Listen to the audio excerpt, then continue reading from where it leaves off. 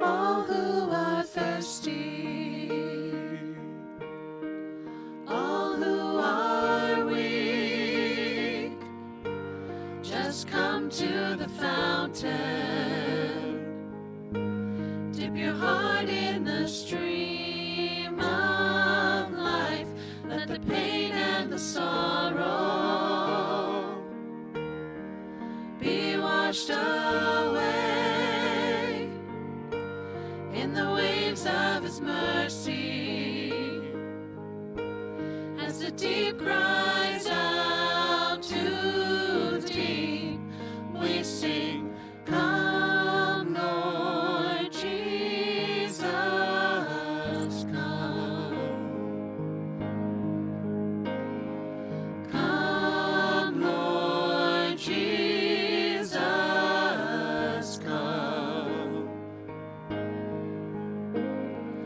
Come, Lord Jesus, come. Come, Lord Jesus, come. All who are thirsty, all who are weak, just come to the fountain. Dip your heart in the streams of life. Let the pain and the sorrow be washed away in the waves of His mercy. As the deep cries out to deep, we sing, come, Lord Jesus, come. Come, Lord Jesus, come. Come, Lord Jesus, come. Come, Lord Jesus, come. Won't you come?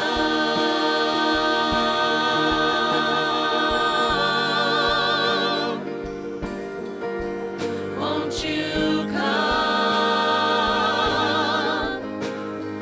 Nothing but your will for me. I am only free when you come.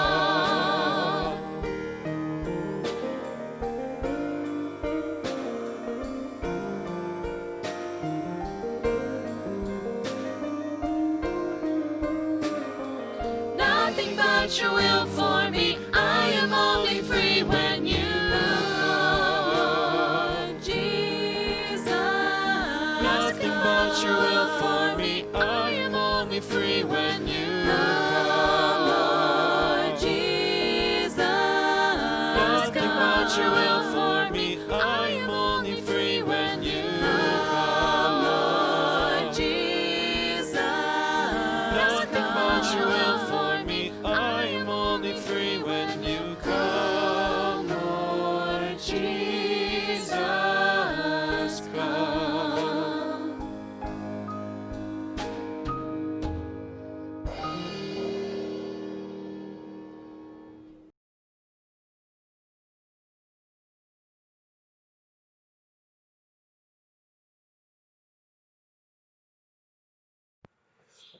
Hey everyone, I'm Jen Mayer, and I'm here with our midweek moment or small group extra, depending on when you're watching it.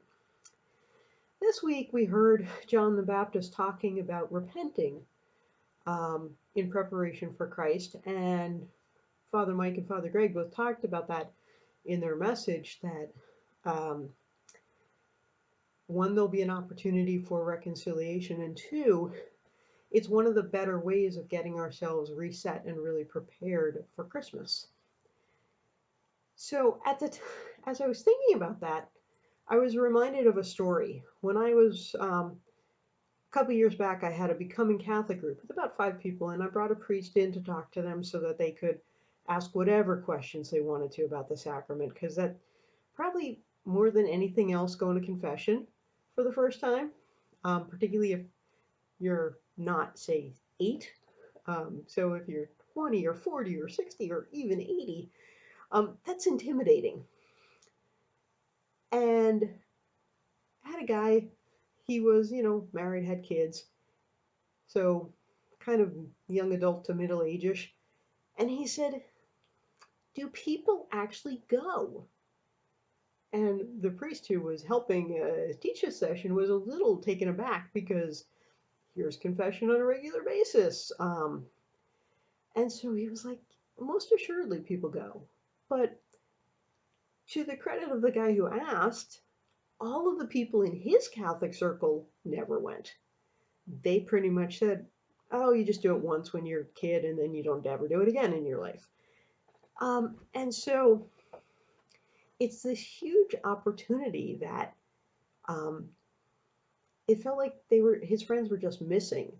And so we assured him that many people went and many people found it very fruitful, myself included. And one of the things that I think was sort of the difference was, if you got brought to the sacrament as a kid, it might not have felt voluntary. And so it felt more like a chore. And now as an adult, freedom, I don't have to do it if I don't want to. And you get out of the habit, and then you don't realize this treasure that's there when you really need it. So I don't know if you've ever had a moment where you were just kind of kicking yourself. I can't believe I said that. I can't believe I did that. I can't believe. Could you imagine sort of that notion that, wow, if I could just erase that like 5 minutes of my life and not have said that thing, not have, wouldn't that be great? Or better yet, what if the people said to you, it's okay. That's not you at your core. You were having a moment and I'm okay with forgiving you. That would be great, right? The same thing happens in confession. Um, so I think the people that go back because they have a sense that when they go there, they feel a weight lifted off their shoulders, certainty of God's love, and it just resets them. And I think the people who don't go often feel it of a chore and something that they're made to do. And so, to me, what I wanted to do with our time today was just to talk about ways that we could move our perception of the sacrament from maybe a chore to something that might be worth our time. And for me, what distinguishes my experiences of confession between the ones that feel more rote and the ones that really seem to like do something for my soul has a lot to do with my preparation. Um, so if I have gotten online because I saw other people online and I have, 4 people from the end of the line to the front of the line to figure out what I might need to deal with in the next, for the past month, 2 months, 4 months, 6 months, whatever, that's not really fruitful. I mean, I don't mean to say that God's grace isn't there. It's that I don't think I can fully access it because I don't think that I've prepared well. Um, so instead, what I found really good is if I've spent some time thinking through some questions. Father Mike and Father Greg talked about a great one. Are my words and actions consistent with what I believe? That is, do I live the life I intend to be living? As a Christian, as a decent human being, how am I doing? And there are probably any number, if you were to spend a little bit of time on that, you probably have some things that didn't go well, you wish you would have done better, you know, put them on a list. Um, a second category of what nags or tugs at you? What moment of your life would you wish to have a do-over on? And I'm not saying if you've previously confessed it, confess it again. I'm saying, but that's a really good way of kind of doing an examination of conscience of what are the things in life that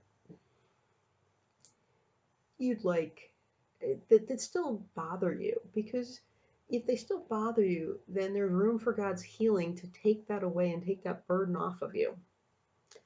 Um, the third is, sort of the more traditional things. You can get out Ten Commandments examination of conscience. You can do the Beatitudes examination of conscience. You can do the love is patient, love is kind, love is this, and Jen is patient. Not always. Jen is kind.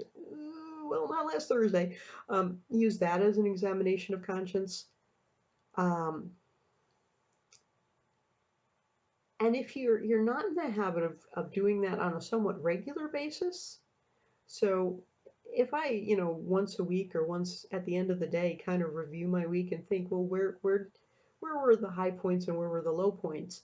They often point to the places where I'm working with God's grace and where I'm working against God's grace. So that's just a couple of different strategies to prepare. I would make the practical advice of write it down somewhere so that you've done this ahead of time and you're not going, oh, I could really use one more person in line. I need a little bit more time to think about this. Maybe sit and, prepare at home, bring the list, sit in church, ask God if there's anything else that maybe you need to still see, and then go and celebrate the sacrament. Steps are easy. You're gonna bless me, Father, for I've sinned. It's been so long. These are my sins. He's gonna uh, listen, maybe ask a question or two, maybe give you some advice, and then assign you a penance, something that you're gonna do to help point you back towards God. It's not punishment, and it's not meant to be proportional. It's just meant to help focus again. Then he's going to ask you to say an act of contrition, print it on a piece of paper. You can put it on an app. You can make your own up, which is my preferred option.